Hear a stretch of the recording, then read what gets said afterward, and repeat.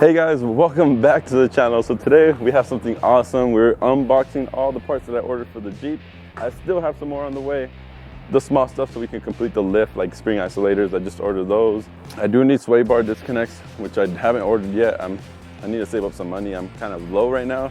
I just did a trip with Boosted. We went across America to West Virginia, and then we drove back in the truck that he bought. So kind of spent some money there.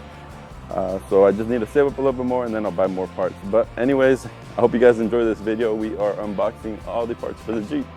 Let's go. Okay, so the first thing we'll open is the Trailforged box right here. So right here we have the lower control arms. All right. So here is one of them. They wrap these up pretty damn good.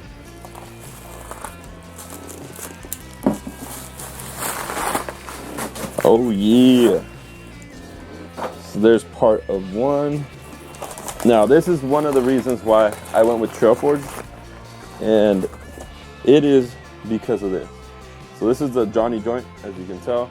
The only other ones that came with Johnny joints is Core 4x4, but the reason I didn't go with theirs is because it's more expensive. It was like, I forgot how much, like $30–40 more expensive.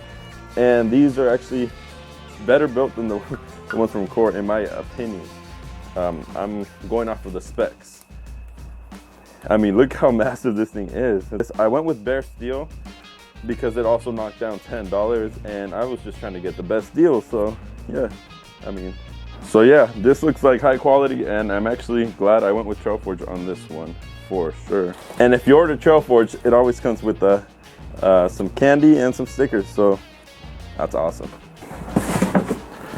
I have a small shed, I don't have a garage, so I have to make it work in here, but these are the main things.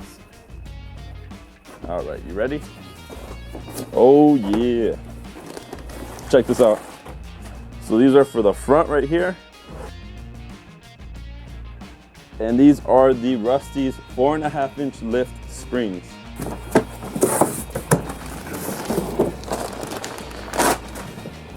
Yes sir, here are the rears. Awesome. Can't wait to put these in. This box, these two boxes actually, they're from Najar Offroad. So can you guess what it is?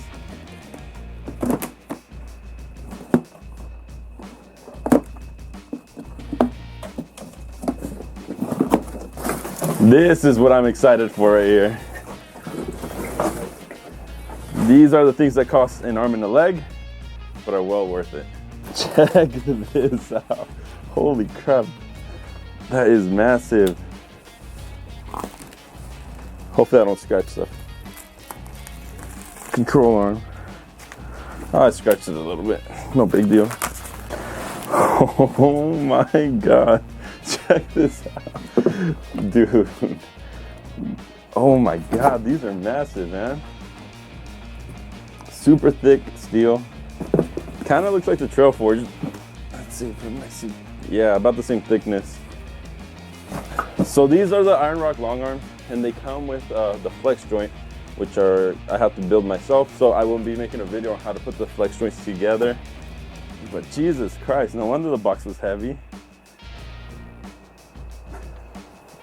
Oh, and they have an interesting setup too for the adjustment here.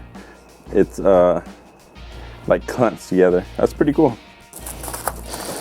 Feels like Christmas came early. Oh, here it is. Here are all the flex joints and hardware and all that good stuff. So that's what the flex joint looks like. So on the upper arm, it connects straight to the axle. The axle has a bushing, and I actually ordered the flex joint bushing for that, which I'm guessing is in this box here. So we'll go ahead and open that as well. Okay, so here is the cross member thing where the arms connect to. Awesome.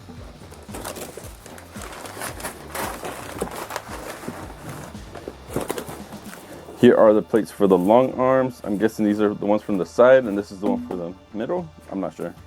Your purchase is directly supporting American jobs that in turn support American families. So that's always good to hear. Made in America. So in this package here, this is the bushing for the front axle, and I decided to go with the flex joint as well there, just to get the maximum articulation there. It's like $40. I got the bolt for this as well, so awesome there. And I also got the kit to remove the bushing because I felt like it would make my job way easier if I had the whole kit. So that's why I went with that. We have all that there. Wow. Yeah, this stuff is beefy as, yeah.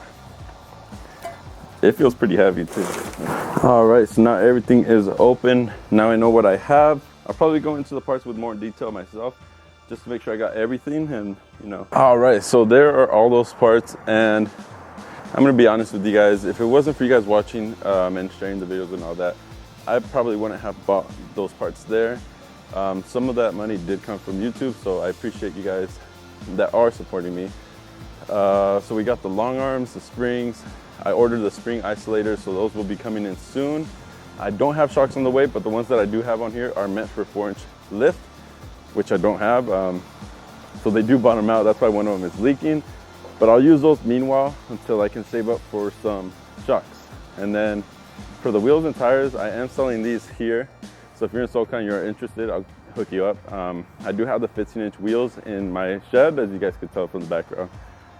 I'm thinking of putting 33-inch tires on there. Meanwhile, I'll save up for some wheels that I want pretty bad. So yeah, that's the goal. I'm excited to do the long arms. Those things look massive, so I'm sure they'll perform well. And the rear Trailforged control arms, I'll do those pretty soon. So the way I think I'm gonna do the install is I will be installing the springs. Once I get the isolators, I'll do the springs all around, and then I'll do the rear control arm here, the Trailforged control arm on the rear first, and then afterwards I'll focus on installing the long arm lift kit on like a different week, just so that I can, you know, get everything installed. It's not gonna be all in one day, I don't think.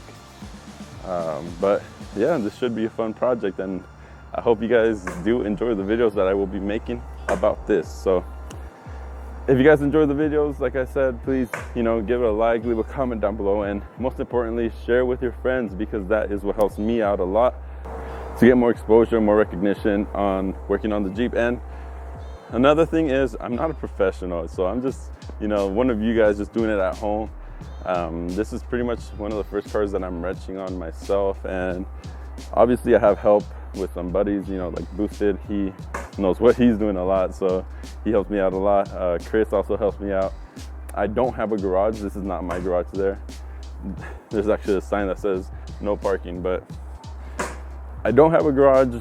I don't really have any tools. I have a couple tools, obviously, for work and stuff, but I don't have a lot of tools, so I appreciate those guys that do help me out with a lot of their tools and space and all that and time. So yeah, I hope you guys stick around and watch this project grow.